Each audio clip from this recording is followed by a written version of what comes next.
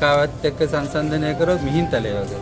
මෙතන තමයි ඉස්සෙල්ලාම සෝනුත්තර කියන මහරහතන් වහන්සේ දෙනවා බුද්ධ ධර්ම ගැන අශෝක රජතුමාට. මේ ස්ථානේ. මේ පේන චෛත්‍යයට යට චෛත්‍යද දෙකක් තියෙනවා. එකක් හදලා තියෙනවා ඉන්දියාවේ ශාන්ති ස්තූපයේ තියෙන ඒ ආකාරයට. දෙවෙනි එක හදලා තියෙනවා මෙහි මේටි වැඩ 1500කට විතර ඉස්සෙල්ලා තව චෛත්‍ය. මේ චෛත්‍යයේ හැඩරුව පෙන්වන්නේ තායිලන්තේ. ඔය දැන් පේන චෛත්‍ය හදලා තියෙන්නේ අවුරුදු 170ක් වගේ නෝ. ඒ කියන්නේ හතරවෙනි රාම රජතුමා තමයි පටන් ගන්න තියෙන්නේ. ඉවරුනේ පස්වෙනි රජතුමා කාලේ. දැන්ට තියෙන අනුව ලෝකේ තියෙන උසම චෛත්‍යය තමයි මේ ගණන් ගන්න. මොකද මේක උසයි 124ක් උසයි මීටර. චෛත්‍ය. විශාලක නෙමෙයි උසම චෛත්‍ය. ලෝකෙම උසම චෛත්‍ය. මීට වැඩිය සම්පූර්ණ ලොකු චෛත්‍යයක් නෑ දැන් ලෝකෙ. උසයි රුවන්වැලිසෑය 119 උස මීටර. ඒක විශාලේ ලොකුයි. නමුත් උස තියෙන්නේ මේක තමයි ලෝකෙ තියෙන ලොකුම චෛත්‍ය. උසම චෛත්‍ය.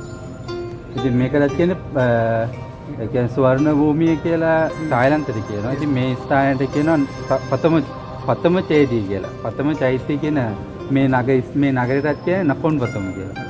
එයන් පතම නගරය කියලා. කොච්චර කුඩුවද? 124ක්. මේක උසයි. මේ ගන්ටාරකුනේ දැන් තව 20 චෛත්‍ය දෙකක් ඔය විදියටම ගන්ටාර විදියට ගහලා තියෙනවා. නෑ මං කියන්නේ පළවෙනි චෛත්‍ය ශාන්ති ස්තූපයේ විදියට හදලා තියෙනවා. දෙවෙනි චෛත්‍ය තියෙනවා මම පෙන්නන්නම් ඒ හැඩරුව. ඉතින් ඊට පස්සේ දැන් මේ මාසේ 24 වෙනිදා උත්සවයක් තියෙනවා. ඒක හැම උත්සවෙම හැම ගමකම හැම අවුරුද්දෙම දවස් 9ක් ට්‍රැවල් 9ක් තියෙනවා. ඒක තමයි දැන් ඊයේ ඉඳන් පටන් ගත්ත චෛත්‍ය ලයිට් දාන්න. ඒ දවස්වල ලස්සනට තියෙනවා චෛත්‍ය ලයිට් එහෙම දාලා. ඒ දවස් 9 විතරයි ලයිට් දාන්නේ. ආයෙ වෙනද දාන්නේ නැහැ. ඉතින් ඔය දකින්නද කඩවල එහෙම සූදානම් වෙන්නේ. ඉතින් ඔය කඩ ඔය කොගටි තමයි කඩයක් කීයක් නේද?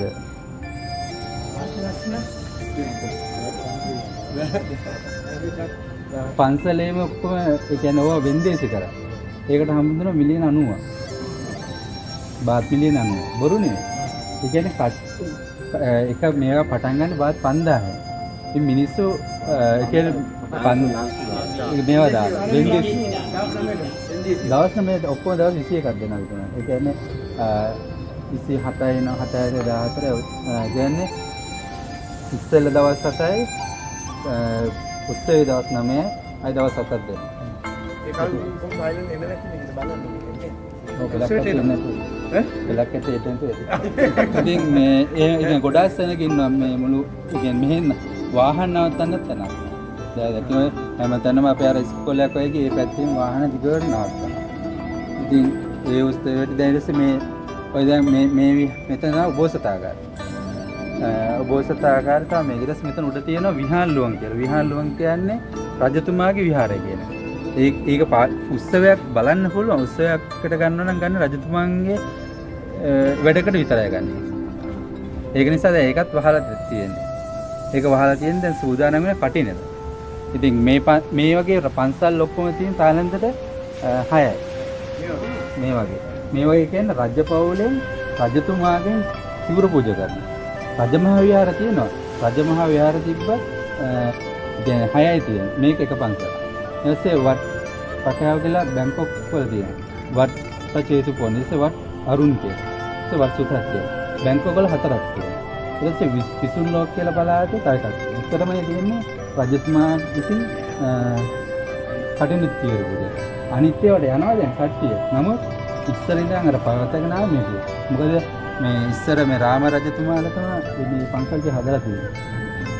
ඉතින් අර හතෙන් රජතුමා මහණ වුණා. මහණ වෙලා ඉතින් මෙහි දුතාංගමයි ඉතින් තියෙනවා. මෙහෙ දුතාංගමයි ඉඳලා තියෙන්නේ. ඒක ඉස්සර තමයි මේ චෛත්‍ය හදලා. ඒක චෛත්‍ය හදලා දැන් අවුරුදු 170ක් වගේ. මේකෙත් ඉතින් සඳහන් වෙන්නේ අර සෝනුත්තර හාමුදුරුවෝ දෙනම ගෙනාවු ධාතුන් වහන්සේ තැන්පත් කරලා තියෙන මේක තමයි මේක තියෙන්නේ. විශ්වාස අනිවාර්යෙන් තියෙනවා. මොකද ඒ අනිවාර්යෙන්ම ධර්ම දූත පිළිසෙදි ධාතුන් වහන්සේලා වැඩෙන්නේ ඒ නිසා. එන අපි යමු උඩට.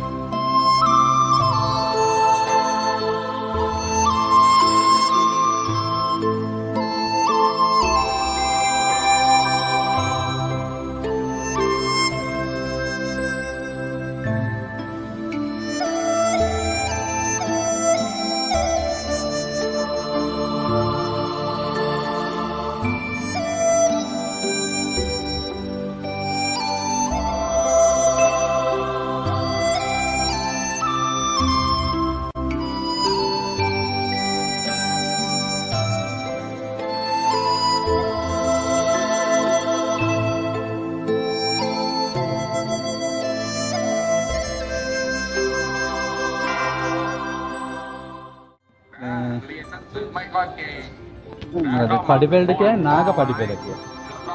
නාග පඩිපෙළ මෙහෙ දිගට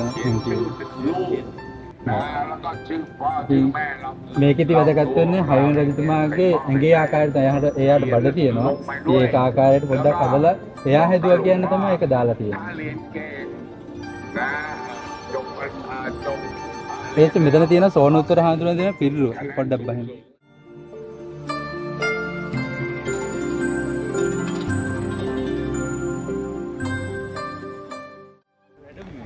මේ මෙතන එහා පැත්තේ තියෙන උත්තර හාඳුරන් පිළිවා. එහා පැත්තේ මේ මැද ඉන්නේ සෝන උත්තර ඒ සෝන හාඳුරන් පිළිවා. ඒ දෙක තමයි ඒ කියන්නේ මෙතන පටන් ගම මේ පන්සල පටන් ගන්නේ. දැන් මෙතන මෙහි තියෙන බුද්ධ සමාගම කියලා. ඒ කියන්නේ හැම නගරයකටම එක් ගාන තියෙනවා. ඒකේ ප්‍රධාන තැන තියෙන මෙතන තමයි තියෙන්නේ. මේ කට්ටිය අපිට මෙතන දැන් දාන වන්දලා අපි එමුවා මෙහෙට ඒතර මං අතාරින්නම් කට්ටිය. පැයක් විතර දෙන්න ඇවිදලා අර දැන් මෙතන ඉඳන් බලද්දි එහා පැත්තේ හම්බෙන්න පඩිපෙළ තමයි අපි නැග්ග පඩිපෙළ. ඒක මතක තියාගන්න නැත්නම් වෙන කොහේ හරි යයි. බොරු නෙවෙයි. ඒ කියන්නේ මෙතන විතරයි පොඩ්ඩ විශේෂත්වයක් තියෙන්නේ. නමුත් අනිත් පැති ඔක්කොම එක වගේ. ඉතින් පැකේ තව මෙහෙ තියෙනවා බුද්ධ මොන්තොන් කියලා කෙනෙක් තියෙනවා. එතනට බලන්න යන්න ඕනේ. ඒක ලොකු අක්කර 250 2500. ලොකු ගාඩන් එක. ගාඩන් එකක් කොට අපි ඔක්කොම ඉදින් ඉන්නේ ප්‍රධාන තැන් දෙකක් තියෙනවා. තිරිවා කිරිකරුණෙන් හදපු ත්‍රිපිටකය තියෙනවා. ඊට පස්සේ ඇවිදින බුදු පිළිමය. ඔව්. ඇවිදින බුදු පිළිමය තියෙනවා. ඒ දෙක බලන්න යන්නත් ඕනේ.